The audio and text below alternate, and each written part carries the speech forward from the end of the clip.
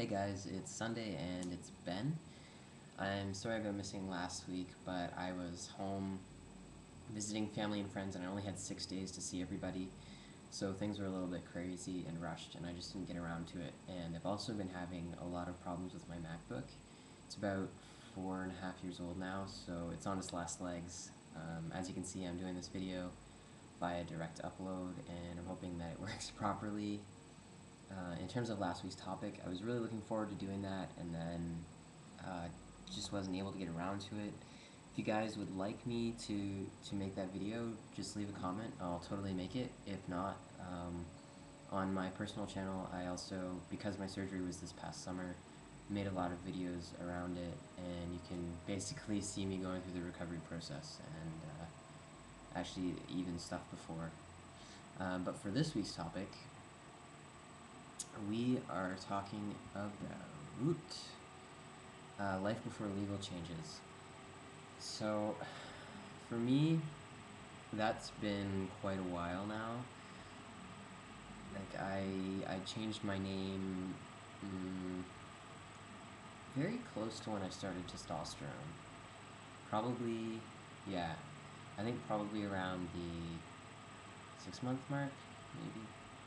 Yeah, I think so. It's been a while. Like it's been over 3 years, so the timeline for me is a little bit questionable. But prior to that, because I wasn't really passing as male, I didn't run into a lot of issues.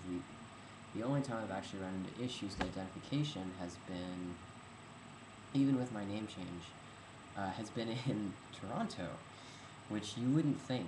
I've never been questioned in Nova Scotia about my gender marker on my ID, but I have been questioned here.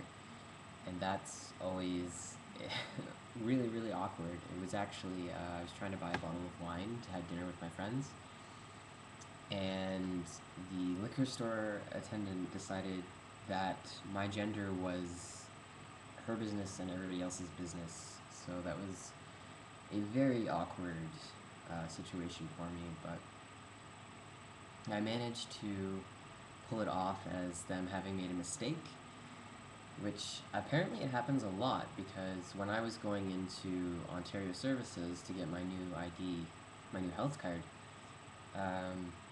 they asked me if I had noticed the mistake that the Nova Scotia government had made on my ID. So yeah, and they were telling me that apparently it's quite common because maybe fudged a little bit there.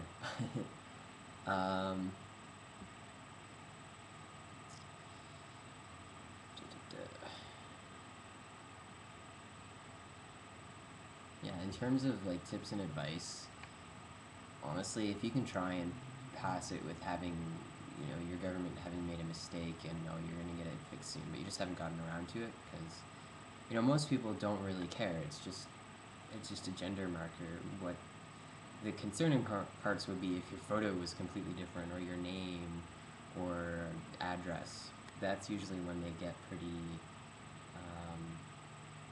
That's when they start questioning a little more closely. I have had some pretty bad encounters with, call it, shit. I can't think of the term right now. I'm totally blanking. I'm sorry.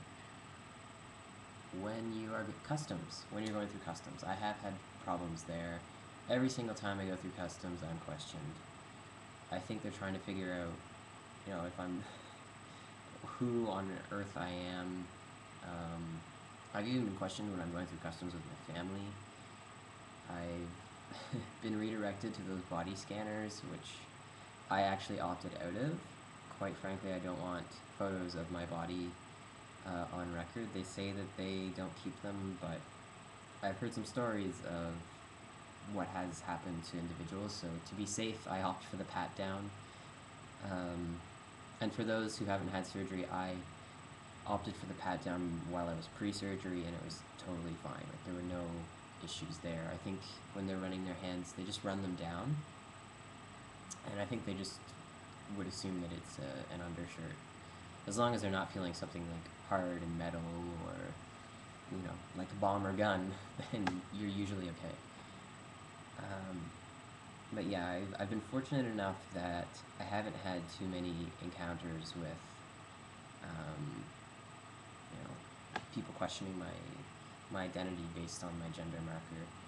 I did have a really bad, uh, kind of a bad issue at York. That's the university I attend. But I was actually able to change my gender at the university in the files. I just told them to put male, and they did, but they didn't handle the rest of my information so well. So that wasn't really a sort of a legal, like, gender marker issue. It was more of a people are ignorant kind of thing. Yeah, I honestly, I don't know that there's a lot of advice. As long as you aren't freaking out when they're questioning you about it, then you're going to be fine. Because if you start to freak out, they're going to notice that you're uncomfortable, and then they might really start questioning. And if you're fairly forthcoming or like relaxed, or you make a joke out of it, then piece of cake.